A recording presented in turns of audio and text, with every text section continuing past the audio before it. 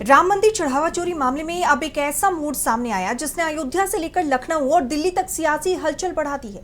क्योंकि जिस मामले को लेकर पिछले कई महीनों से सवाल उठ रहे थे, जिस मामले में मंदिर में आने वाले चढ़ावे की सुरक्षा, उसकी गिनती और उसके प्रबंधन को लेकर गंभीर आरोप लगे, उस मामले में उत्तर प्रदेश सरकार की ओर से गठित एसआईटी ने अपनी फाइनल रिपोर्ट सौंप दी है।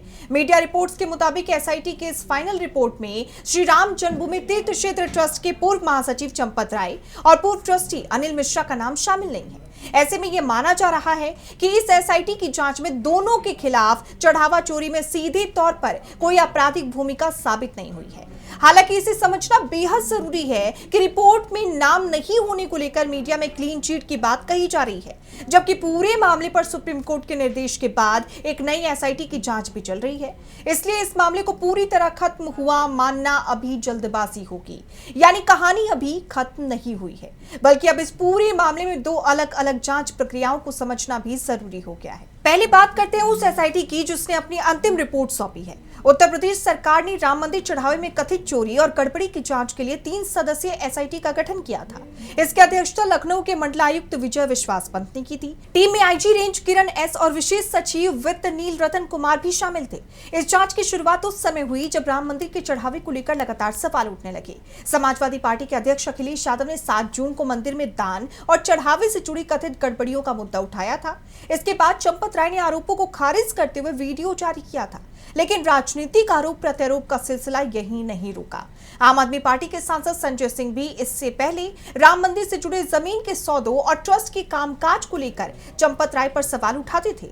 जैसे जैसे मामला राजनीतिक बहस का हिस्सा बनता गया, वैसे वैसे जांच की मांग भी तेज होती गई। इसके बाद श्री राम जन्मभूमि तीर्थ क्षेत्र ट्रस्ट की मांग और मुख्यमंत्री योगी आदित्यनाथ के निर्देश के बाद 13 जून को एसआईटी का गठन किया गया। एसआईटी ने जांच शुरू की और 23 जून को अपनी प्रारंभिक रिपोर्ट सौंपी। इसी रिपोर्ट के आधार पर 25 जून को अयोध्या के श्री राम जन्मभूमि थाने में एफआईआर दर्ज की गई। जांच आगे बढ़ी तो चढ़ावे की गिनती और उससे जुड़े पैसों के प्रबंधन में कथित अनियमितताओं की परतें सामने आने लगी। रिपोर्ट्स के मुताबिक जांच में कई लोगों के खिलाफ कार्रवाई की गई और 8 लोगों को गिरफ्तार किया गया। एसआईटी की अंतिम रिपोर्ट में जिन लोगों के खिलाफ कार्रवाई का रास्ता साफ हुआ है, उनमें अविनाश शुक्ला, अनुकल्प मिश्रा, करुणेश पांडे, मनीष कुमार यादव, सुभाष श्रीवास्तव, श्रीराम शंकर यादव उर्फ टिन्नू और लवकुश मिश्रा समेत अन्य आरोपी शामिल हैं।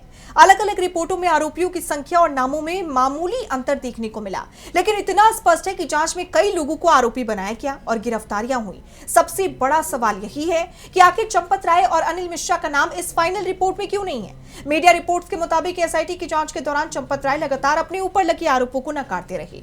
उनका कहना था कि उन्होंने खुद चढ़ावे से जुड़ी चोरी की शिकायत की थी और इसी शिकायत के बाद संदिग्ध व्यक्ति को गिरफ्तार किया गया था। यानी चंपत राय का पक्ष शुरू से ही यही रहा है कि वो मामले को दबाने वाले नहीं, बल्कि उसे सामने लाने वालों में शामिल थे। लेकिन दूसरी तरफ विपक्ष लगातार सवाल उठाता रहा कि अगर मंदिर के चढ़ावे की व्यवस्था में इतनी बड़ी गड़बड़ी हुई तो आखिर उसकी जिम्मेदारी किसकी थी। मंदिर ट्रस्ट की व्यवस्था, चढ़ावे की गिनती, पैसों की निगरानी और बैंक तक पहुंचने की प्रक्रिया में अगर खामियां थी तो इसके लिए जवाबदेही किसकी तय होगी।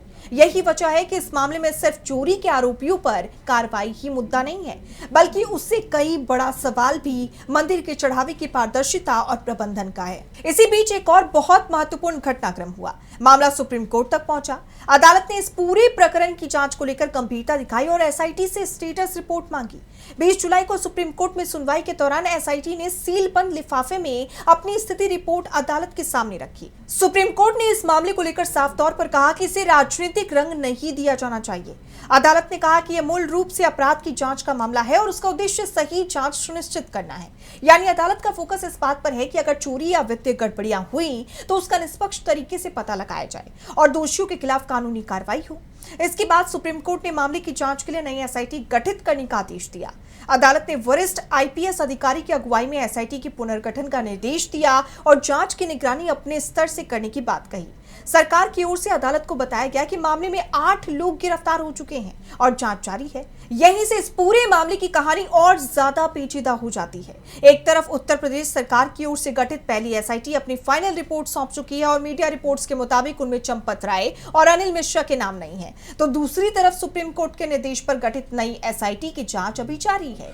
इसलिए पहली एसआईटी की रिपोर्ट को अंतिम न्यायिक निष्कर्ष मानना सही नहीं होगा। यानी सवाल अभी भी बाकी है। फिलहाल राम मंदिर ट्रस्ट ने चढ़ावे की गिनती की व्यवस्था में भी कई बदलाव किया। रिपोर्ट्स के मुताबिक चढ़ावे की गिनती के समय को सीमित करते हुए इसे एक ही पाली में सुबह 9 बजे से शाम 6 बजे तक किया गया। इससे ये साफ है कि विवाद के बाद मंदिर प्रशासन ने अपनी व्यवस्था में बदलाव करने की जरूरत महसूस की, लेकिन राजनीतिक विवाद यहीं खत्म नहीं हुआ। विपक्ष का आरोप है कि इस पूरे मामले में बड़े पदों पर बैठे लोगों को बचाने की कोशिश की जा रही है। खास तौर पर चंपत राय और अनिल मिश्रा को लेकर लगातार सवाल उठाए गए। अब जब पहली एसआईटी की फाइनल रिपोर्ट में दोनों का नाम नहीं आया, तो विपक्ष के पास सरकार पर सवाल उठाने का एक और नया मुद्दा आ गया, क्योंकि वो लगातार कहते आए हैं कि सरकार चंपत राय को बचाने की कोशिश कर रही है। अब सोचिए कि देश भर से करोड़ों श्रद्धालु अयोध्या पहुंचते हैं, अपनी आस्था के साथ मंदिर में चढ़ावा चढ़ाते हैं। कोई अपनी मेहनत की कमाई से कुछ रुपए देता है, तो कोई बड़ी रकम दान करता है। ऐसे में उस धन की सुरक्षा और पारदर्शी तरीके से उसका इस्तेमाल होना सिर्फ प्रशासनिक जिम्मेदारी नहीं, बल्कि करोड़ों श्रद्धालुओं की आस्था से जुड़ा सवाल भी है। यही वजह है कि अब इस मामले में दोषी कौन है ये तय होना जितना जरूरी है, उतना ही जरूरी ये तय करना भी है कि भविष्य में ऐसी कोई गड़बड़ी दोबारा ना हो। और अब चंपत राय और अनिल मिश्रा के नाम को लेकर जो स्थिति सामने आई, उसे भी इसी संदर्भ में देखना होगा। पहली एसआईटी की फाइनल रिपोर्ट में उनके नाम नहीं होने से उन्हें राहत जरूर मिलती दिखाई दे रही है, लेकिन सुप्रीम कोर्ट के निर्देश पर चल रही नई जांच के नतीजे का इंतजार अभी बाकी। फिलहाल ये मामला सिर्फ कुछ लोगों पर चोरी का आरोप लगाने और उन्हें गिरफ्तार करने तक सीमित नहीं है। यह उस व्यवस्था की परीक्षा भी है जिसके भरोसे करोड़ों श्रद्धालु अपनी आस्था का पैसा मंदिर को सौंपते हैं। राजनीतिक तौर पर देखें तो विपक्ष इसे सरकार और ट्रस्ट की जवाबदेही से जोड़ रहा है। वहीं जांच एजेंसियों की रिपोर्ट के मुताबिक कई आरोपियों के खिलाफ कार्रवाई आगे बढ़ रही है और अब सुप्रीम कोर्ट की निगरानी ने इस पूरे मामले को और संवेदनशील बना दिया है।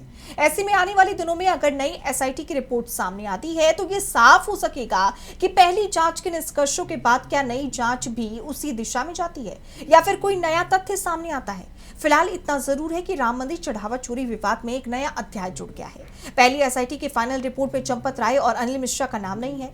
कई आरोपियों के खिलाफ कार्रवाई का रास्ता खुल चुका है, लेकिन सुप्रीम कोर्ट के निर्देश पर चल रही नई एसआईटी ने इस मामले को अभी पूरी तरह खत्म नहीं होने दिया है। हमारे चैनल से जुड़े रहने के लिए YouTube पर टाइप करें DB लाइव, सब्सक्राइब बटन को क्लिक करें और बेल आइकन को दबाना न भूलें ताकि खबरें आप तक पहुंचती रहें। देखते रहिए DB लाइव, क्योंकि यहाँ हैं खबरें लगातार। हमारे चैनल से जुड़े रहने के लिए YouTube पर टाइप करें DB लाइव, सब्सक्राइब बटन को क्लिक करें और बेल आइकन को दबाना न भूलें ताकि खबरें आप तक पहुंचती रहें। देखते रहिए DB लाइव, क्योंकि यहाँ हैं खबरें लगातार।